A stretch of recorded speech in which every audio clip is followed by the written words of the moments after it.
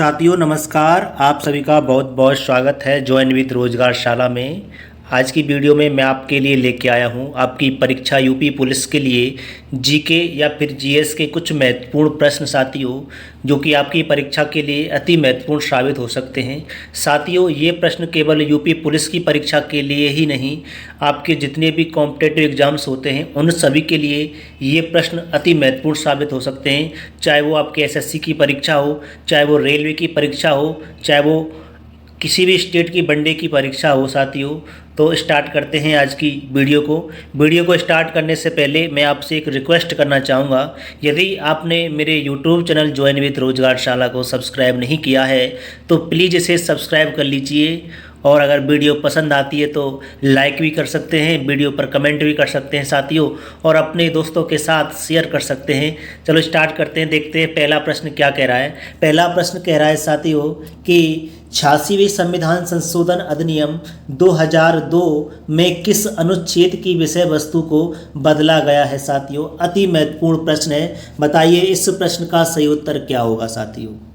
तो साथियों, अगर मैं इस प्रश्न के सही उत्तर की बात करूं तो इसका सही उत्तर विकल्प बी हो जाएगा, यानी कि आर्टिकल 45 यानी कि अनुच्छेद 45 की विषय वस्तु को बदला गया है साथियों।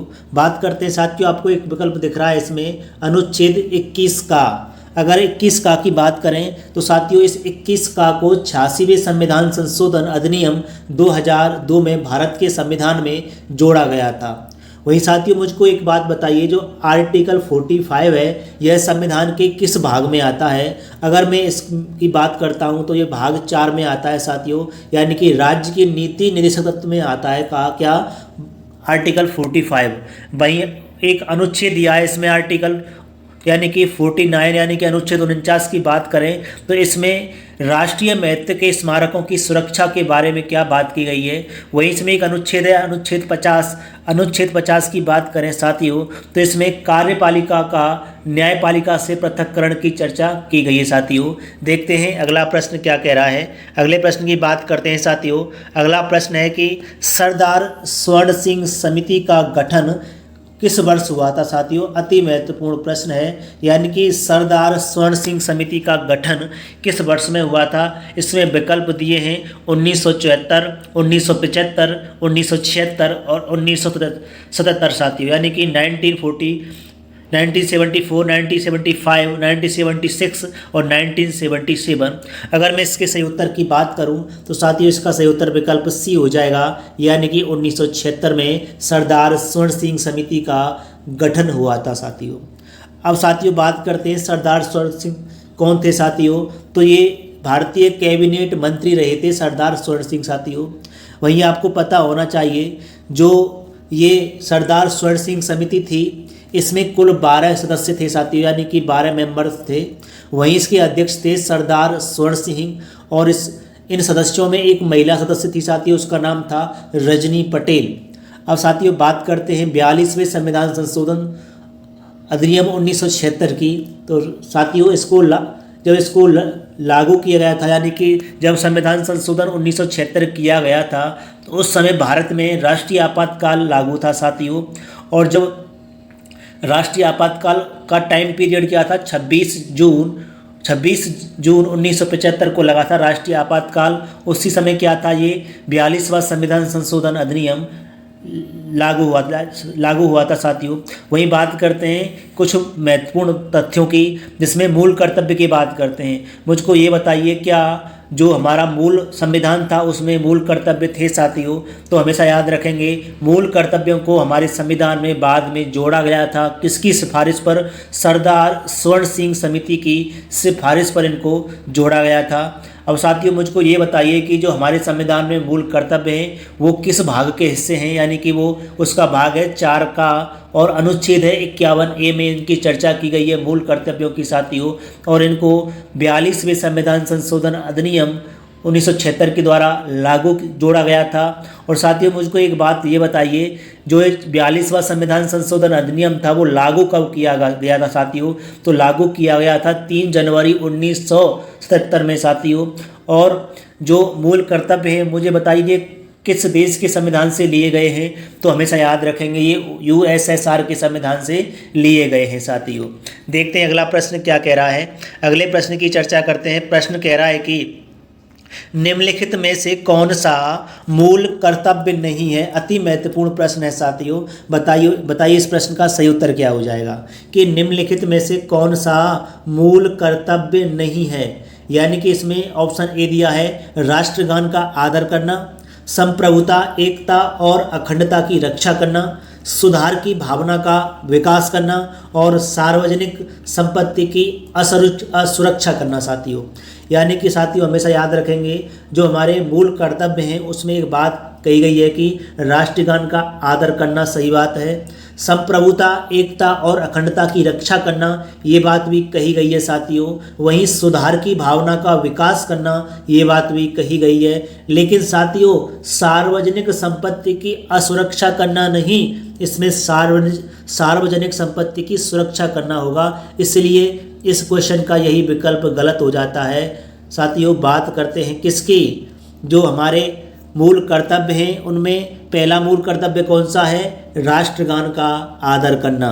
उसमें एक आता है साथियों कि वैज्ञानिक दृष्टिकोण, ज्ञानार्जन और सुरक्षा की भावना का विकास करना। ये कौन सा मूल कर्तव्य साथियों, तो हमेशा याद रखेंगे वैज्ञानिक दृष्टिकोण, ज्ञानार्जन और सुधार की भावना का विकास करना ये 8वां मूल कर्तव्य है साथियों। वहीं एक 10वां मूल कर्तव्य कौन सा है, सामूहिक गतिविधि को बढ़ावा देना। अब साथियों देखते हैं अगला प्रश्न क्या कहता है। अगले प्रश्न की बात करते हैं। अगला प्रश्न है कि 11वां मौलिक कर्तव्य कब जोड़ा गया था। अति महत्वपूर्ण प्रश्न, कई बार परीक्षा में पूछा गया प्रश्न साथियों। 11वां मौलिक कर्तव्य भारत के संविधान में कब जोड़ा गया था साथियों, बताइए मुझको। अब इसके सही उत्तर की बात करें साथियों, इसको 2002 में जोड़ा गया था। 86वें संविधान संशोधन अधिनियम 1986वें संविधान संशोधन अधिनियम 2002 में 11वें मौलिक कर्तव्य को जोड़ा गया था साथियों। अब मुझको एक बात बताइए, इस 11वें मौलिक कर्तव्य में किस बात की चर्चा की गई है, तो हमेशा याद रखेंगे इसको 86वें संविधान संशोधन के द्वारा जोड़ा गया था। और साथियों इसमें क्या किया गया था, जो मूल अधिकार है हमारा कौन सा 21 का, इसमें क्या किया गया था, हमारा मूल अधिकार 21 का जोड़ा गया था। और इस 21 का में चर्चा किसकी की गई है, 6 वर्ष से लेकर के 14 वर्ष तक के सभी बच्चों के लिए शिक्षा का अधिकार साथियों। क्या 6 वर्ष से 14 वर्ष तक के सभी बच्चों के लिए निःशुल्क शिक्षा का अधिकार का प्रावधान किसमें किया गया है, आर्टिकल 21 का में किया गया है, जो कि एक क्या है, मौलिक अधिकार है साथियों। और इसको 86वें संविधान संशोधन अधिनियम 2002 के द्वारा जोड़ा गया था। अति महत्वपूर्ण प्रश्न है साथियों मुझको एक बात बताइए, जब हमारा जो मूल कर्तव्य है उसमें क्या मौलिक कर्तव्य थे साथियों। हमेशा याद रखेंगे कि मूल संविधान था साथियों। मूल संविधान में मौलिक कर्तव्यों की चर्चा नहीं की गई थी, क्योंकि इसको तो बाद में जोड़ा गया था। कब जोड़ा गया साथियों, इसको 42वें संविधान संशोधन 1976 में जोड़ा गया था। और इसको लागू कब किया गया था, 3 जून 1977 में इसको लागू किया गया था साथियों। और हमेशा याद रखेंगे जब इसको लागू किया गया था उस समय केवल 10 मौलिक कर्तव्य थे। 11वां कब लागू किया गया था साथियों, 11वां 2002 में 86वें संविधान संशोधन अधिनियम में जोड़ा गया था। इसकी चर्चा मैंने अभी आपके सामने की साथियों। देखते हैं अगला प्रश्न क्या कह रहा है। अगले प्रश्न की बात करते हैं। अगला प्रश्न है कि मौलिक कर्तव्यों की प्रकृति कैसी है साथियों, बताइए इस प्रश्न का सही उत्तर क्या होगा। जो हमारे फंडामेंटल ड्यूटीज हैं उनका नेचर कैसा है, बताइए। What is the nature of fundamental duties, यानी कि जस्टिफाइड है, अनजस्टिफाइड है, बोथ टाइप्स है और नन ऑफ दीज साथियों, बताइए। यानी कि न्यायोचित है, गैर न्यायोचित है, दोनों प्रकार की है, या फिर इनमें से कोई नहीं। बताइए इस प्रश्न का सही उत्तर क्या हो जाएगा। अगर साथियों मैं इस प्रश्न के सही उत्तर की बात करूं तो इसका सही उत्तर विकल्प बी हो जाएगा, यानी कि गैर न्यायोचित है।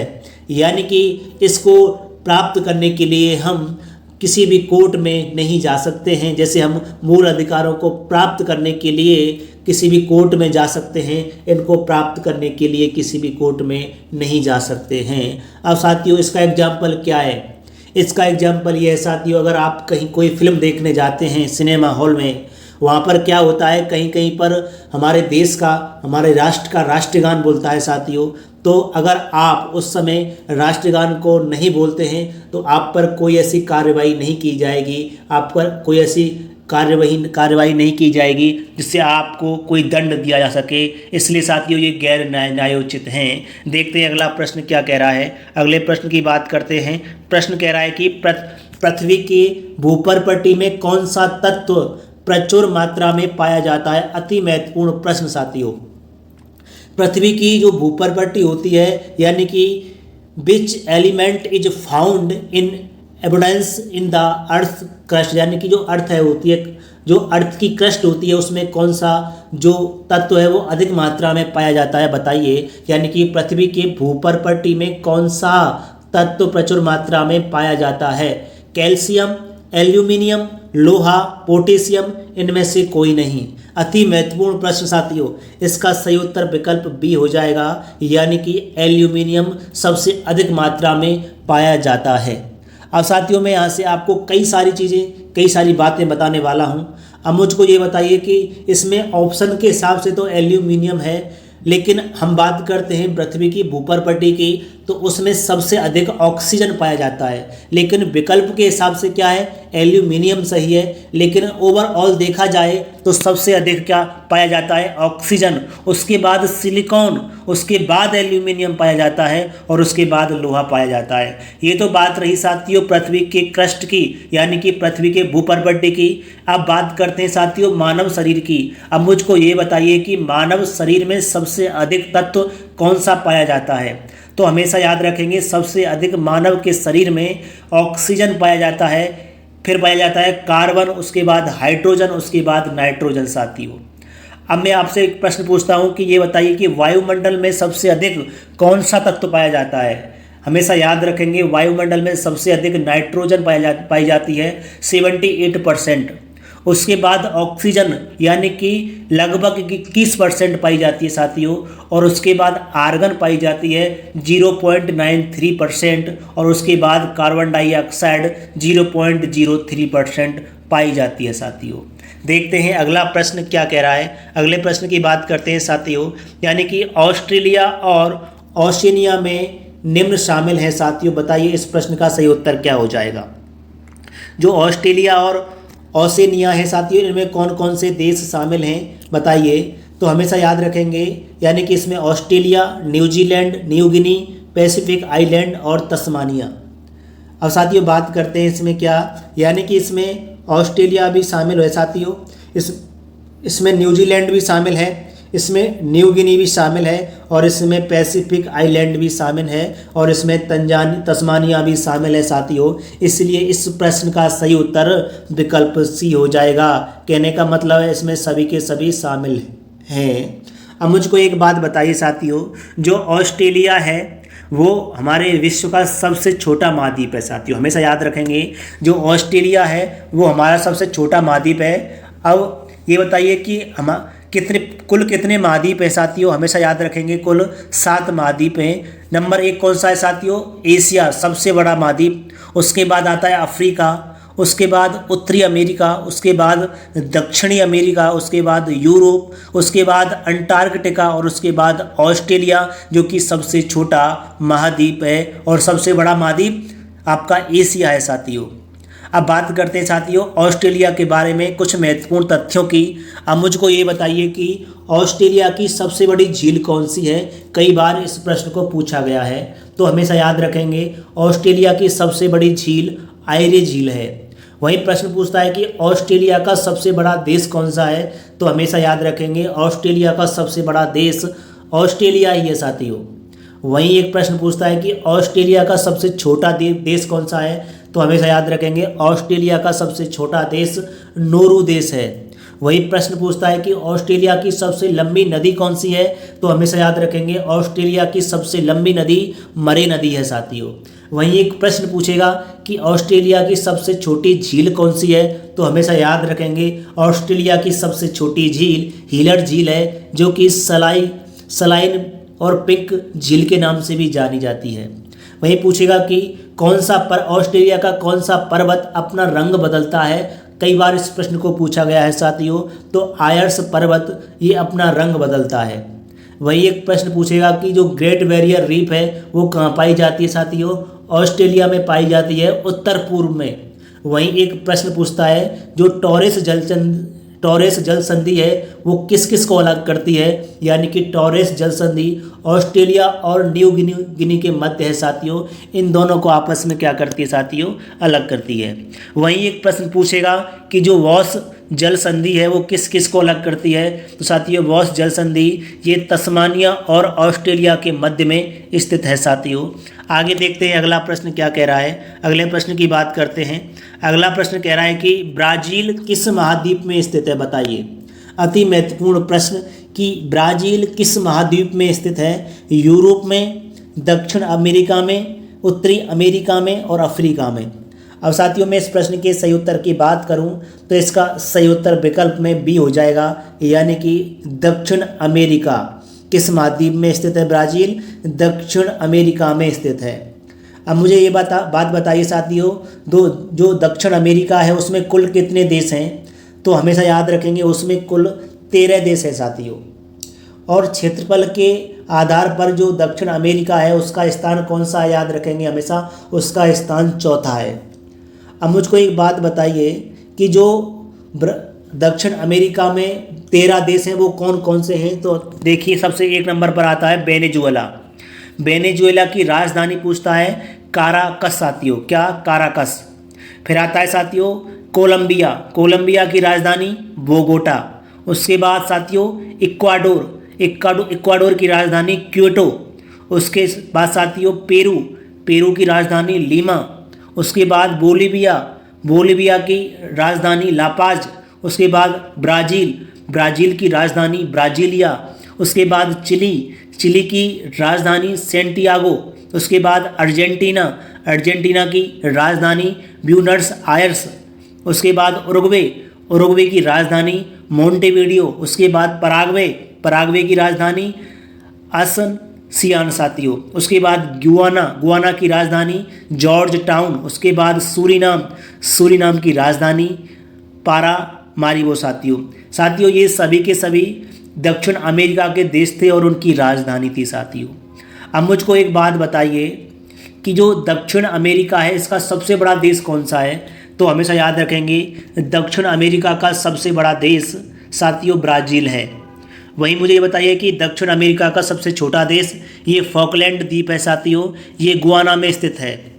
और मुझे बात बताइए कि दक्षिण अमेरिका का सबसे ऊंचा पर्वत कई परीक्षाओं में पूछा गया प्रश्न है साथियों, महत्वपूर्ण प्रश्न है। दक्षिण अमेरिका का सबसे ऊंचा पर्वत एकांकुआगुआ है साथियों, क्या एकांकुआगुआ है। वहीं सबसे बड़ी नदी दक्षिण अमेरिका की अमेजन नदी है। कई बार आयतन के आधार पर सबसे बड़ी नदी दक्षिण अमेरिका की अमेजन नदी, और विश्व की सबसे बड़ी नदी भी है साथियों आयतन के आधार पर। अब मुझको एक बात बताइए, जो दक्षिण अमेरिका है उसके किन देशों से होकर के, दक्षिण अमेरिका के किन किन देशों से होकर के जो भूमध्य रेखा है वो गुजरती है। हमेशा याद रखेंगे, कई बार इस प्रश्न को पूछा गया है कि दक्षिण अमेरिका के 3 देशों से होकर के भूमध्य रेखा गुजरती है। वो देश कौन कौन से हैं, इक्वाडोर, कोलंबिया और ब्राज़ील। इन तीनों देशों से होकर के भूमध्य रेखा गुजरती है साथियों। देखते हैं अगला प्रश्न क्या कह रहा है। अगले प्रश्न की बात करते हैं। प्रश्न कह रहा है साथियों, किस केंद्र शासित प्रदेश की जनसंख्या न्यूनतम है, यानी कि किस केंद्र शासित प्रदेश की जो जनसंख्या है वो सबसे कम है, बताइए। अति महत्वपूर्ण प्रश्न है साथियों। पुडुचेरी की, चंडीगढ़ की, लक्षद्वीप की, दादरा और नागर हवेली की साथियों। तो इस प्रश्न के सही उत्तर की बात करें तो इसका सही उत्तर विकल्प सी हो जाएगा, यानी कि लक्षद्वीप की साथियों। लक्षद्वीप की जनसंख्या सबसे कम है। अब साथियों मैं आपसे एक प्रश्न पूछूं, यहाँ से मुझको एक बात बताइए कि जो केंद्र शासित प्रदेश हैं उनमें सबसे ज़्यादा जनसंख्या किस राज्य में पाई जाती है साथियों। तो हमेशा याद रखेंगे सबसे अधिक जनसंख्या दिल्ली में पाई जाती है, केंद्र शासित प्रदेश में, और सबसे कम लक्षद्वीप में। अब मुझको एक बात बताइए कि जो यूपी है, उत्तर प्रदेश है, उसकी जनसंख्या कितनी है? तो हमेशा याद रखेंगे लगभग 20-19 करोड़, यानी कब क्या 19 करोड़, जो कि भारत की सबसे अधिक जनसंख्या कहाँ पाई जाती है साथियों? ये उत्तर प्रदेश में ही पाई जाती है। अब सबसे कम कहाँ पाई जाती है हमारे भारत में जनसंख्या? तो सिक्किम राज्य में पाई जाती है, कम लगभग 6 लाख के समथिंग साथियों। और साथियों आगे देखते हैं अगला प्रश्न क्या कह रहा है। अगले प्रश्न की बात करते हैं। अगला प्रश्न कह रहा है कि भारत का एकमात्र राज्य कौन सा है? भारत का एकमात्र राज्य कौन सा है जिसकी सीमा सिक्किम से मिलती है? अति महत्वपूर्ण प्रश्न साथियों। भारत का एकमात्र राज्य कौन सा है जिसकी सीमाएं सिक्किम से लगती हैं? असम, पश्चिम बंगाल, मेघालय, अरुणाचल प्रदेश। साथियों अगर मैं इस प्रश्न के सही उत्तर की बात करूं तो इसका सही उत्तर विकल्प बी हो जाएगा, यानी कि सिक्किम की सीमा पश्चिम बंगाल के साथ में लगती है साथियों। अब मुझको यहाँ से एक प्रश्न का जवाब दीजिए कि जो सिक्किम है वो कितने देशों के साथ में सीमा बनाता है? तो हमेशा याद रखेंगे सिक्किम 3 देशों के साथ में सीमा बनाता है। वो देश कौन कौन से हैं? एक चीन, एक नेपाल, एक भूटान साथियों। वहीं मुझे एक बात बताइए कि सिक्किम को जब भारत में मिलाया गया था उस समय वहाँ का वंश क्या था साथियों? वंश कौन सा था और वहाँ का राजा कौन था साथियों? अगर बात करते हैं जब सिक्किम को भारत में मिलाया गया था उस समय वहाँ का राजा साथियों कौन था? राजा नाम ग्याल था, और वंश कौन सा था उसका? चोग्याल वंश था साथियों। साथियों मैंने आपके सामने जीके और जीएस के कुछ प्रश्नों की चर्चा की। यदि आपको मेरी यह वीडियो पसंद आई तो प्लीज़ आप मेरे यूट्यूब चैनल को सब्सक्राइब कर लीजिए। वीडियो पसंद आई है तो लाइक भी कर सकते हैं, कमेंट भी कर सकते हैं और अपने दोस्तों के साथ शेयर भी कर सकते हैं। साथियों लगातार अपनी पढ़ाई को करते रहिए, व्यस्त रहिए, मस्त रहिए, स्वस्थ रहिए और अपने टारगेट पर फोकस कीजिए साथियों। फिर मिलेंगे अगली वीडियो में बेहतरीन प्रश्नों के साथ में, बेहतरीन विश्लेषण के साथ में साथियों। तब तक के लिए जय हिंद, जय भारत।